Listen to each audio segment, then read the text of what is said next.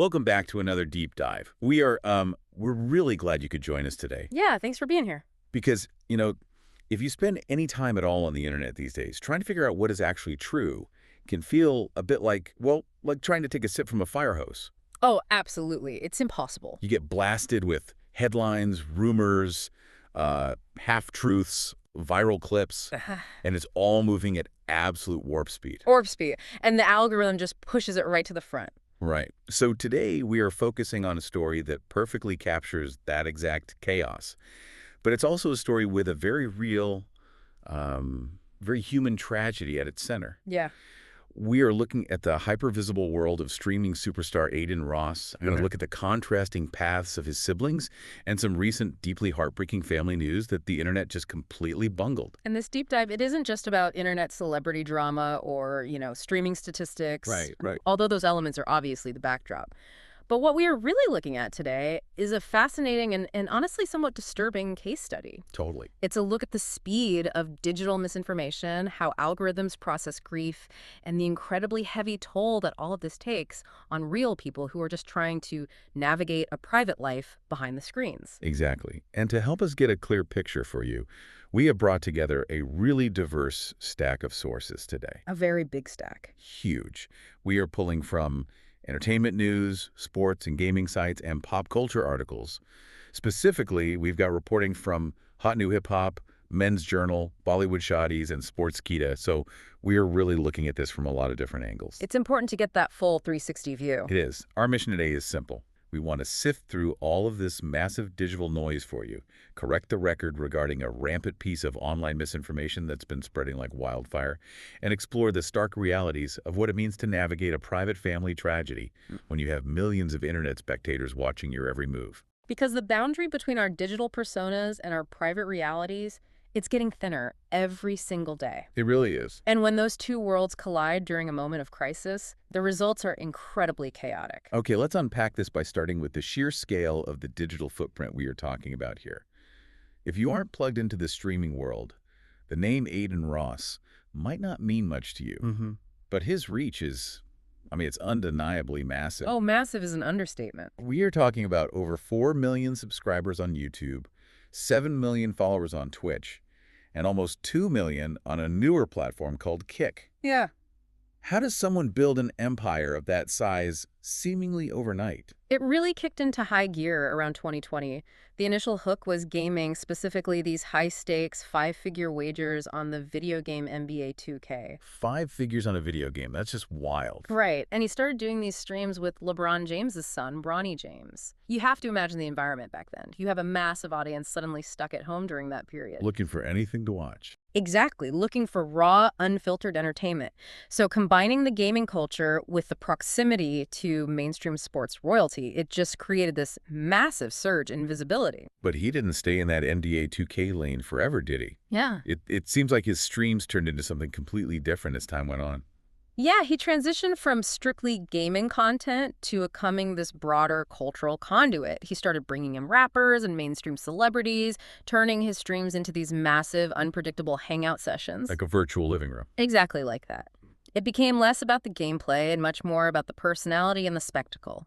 You tune in not to watch a game being played, but to see what chaotic interaction is going to happen next in his room. And speaking of that spectacle, his content has broadened so much that he even stepped into the political arena. He did. In August 2024, which was just 3 months before the presidential election, Adin Ross actually interviewed President Donald Trump on his stream. And to be incredibly clear with you listening right now, we are strictly reporting the factual timeline of his career expansion here. Just laying out the timeline. Exactly. We are not taking any political sides. Yeah. We're simply pointing out this interview to illustrate just how far his reach has extended beyond playing video games in his bedroom. And that kind of access demonstrates a level of influence that traditional media outlets spend decades trying to cultivate. Decades. Right. Here is a guy in his streaming setup commanding an audience so large that a presidential candidate recognizes the value of sitting down with him. But building an audience that quickly and leaning so heavily into unpredictable, boundary-pushing live content that comes with immense friction. A lot of friction. Adin's rise has been incredibly controversial. Looking at the history, he has been banned from Twitch 8 separate times. 8 times. How does a platform even manage a creator who racks up that many strikes? Hmm. I feel like any normal person would be gone after two. It becomes a complicated dance between enforcing community guidelines and retaining a massive revenue driver. The most recent major incident was a permanent ban that was actually lifted in March 2025, So they unpermanently banned him. basically. And the philosophy behind that reversal is quite revealing. Twitch CEO Dan Clancy essentially overruled the permanent status, which reportedly caused quite a bit of discontent among some Twitch employees. I can imagine. Clancy defended the decision in a meeting, explicitly stating that it wasn't a business decision, but rather about a personal philosophy of giving creators a second chance. He argued that if you give someone a chance and they fail to meet expectations, you can always take action again. Wait, the CEO of Amazon's streaming platform had to step in like a high school principal giving a kid a second chance. That's exactly what it sounds like. That is wild. It really highlights the strange quasi-parental relationship these tech executives have with their top creators. It absolutely does. And the influence translates to immediate, staggering capital, which complicates the dynamic even further. I mean, he started a streetwear brand called Brand Risk and claimed it made over $100,000 in just 2 minutes. 2 minutes, that's unbelievable. The brand is completely defunct now. The website and the X accounts are totally inactive. But it just shows the raw purchasing power of his audience. Even his casual comments make headlines. Just recently, he claimed he might never collaborate with the biggest YouTuber on the planet, Mr. Beast. And people write articles about that one comment. Everything he does is hyper-scrutinized by an army of fans and critics. Okay, so Adin leaves the streamer-sibling dynamic behind to join the big leagues. Here's where it gets really interesting, because Adin is not the only Ross sibling who found a home on the internet. Well, let's talk about his sister, Naomi Ross. Right, Naomi. In the beginning, they would play NBA 2K together, bouncing off each other's energy. What happens to Naomi when Adin moves out to collaborate with massive content creators like FaZe Banks and Summer Rae? Does she just fade out? Not at all. She actively carved out her own highly visible niche. She leveraged that initial exposure to build her own diversified digital portfolio. She transitioned from being just Adin's sister on stream to becoming an influencer, a glamour model, and a creator in her own right. And the stats definitely back that up. Our sources have a slight discrepancy. One says she has 160,000 Instagram followers. Another says 128,000. Still a very solid following either way. Oh, absolutely. And on top of that, she has 141,000 followers on TikTok under the handle @Naomzis, 40,000 followers on Twitch, though she hasn't streamed there since 2021, and an OnlyFans account with over 20,000 subscribers. One of our sources even mentions she runs a Depop hustle reselling luxury accessories. The Depop detail is a perfect example of how modern influencers operate. They don't just rely on one platform or one algorithm, they diversify their revenue streams. They have to. They monetize their visibility across multiple avenues, so they aren't entirely dependent on ad revenue or sponsorships. They do. But the real catalyst for Naomi's individual fame is fascinating because it was essentially born out of internet controversy. As things usually are. Right. Back in 2021, there was an incident at a content creator mansion known as the Wizza House, where Adin was living. Content creator mansions were a massive trend around that time. Just huge houses where a bunch of influencers lived together solely to film each other all day. What exactly happened at this one? Well, Naomi was visiting the house, and she supposedly got into an altercation with a YouTuber named Zayas, someone Adin notoriously did not get along with. Adin took to Instagram, visibly emotional, claiming he had caught his sister and Zayas in an intimate moment. Wow. The internet completely lost its mind over the drama. The clips went viral instantly. But as is so often the case in this ecosystem, it was later revealed to be an orchestrated prank by Naomi and Zayas. So they essentially manufactured a reality TV storyline for clicks. They did. And the result was undeniable. It thrust Naomi directly into the spotlight. The fans who were watching Adin for the drama suddenly shifted their focus to Naomi to learn more about her.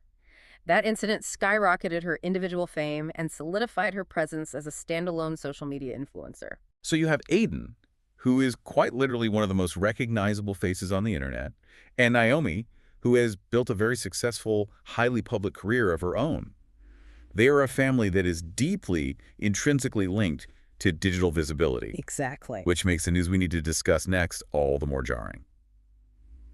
We need to shift gears and talk about the passing of Adin and Naomi's older sister, Adin Ross. This is where the narrative shifts from the digital spectacle to a very grounded, very human reality. It is. Madeline passed away at the incredibly young age of 36, and the timeline of how this information came out is crucial to understanding the situation. According to the Broward County Medical Examiner, Madeline actually passed away on January 15, 2026 in Broward County, Florida. But the news didn't break to the public until March 3, 2026. That's a huge gap. It is. The cause of death is still under investigation, and we don't have further details on that. But that gap of roughly 6 weeks between her passing and the public disclosure tells us so much. It points to a family's desire to protect this information, to grieve in private before the inevitable internet storm hit. And there were signs that something was deeply wrong, even if the audience didn't know what it was at the time. Sometime before the news broke, Adin resurfaced in a stream clip looking noticeably unhappy.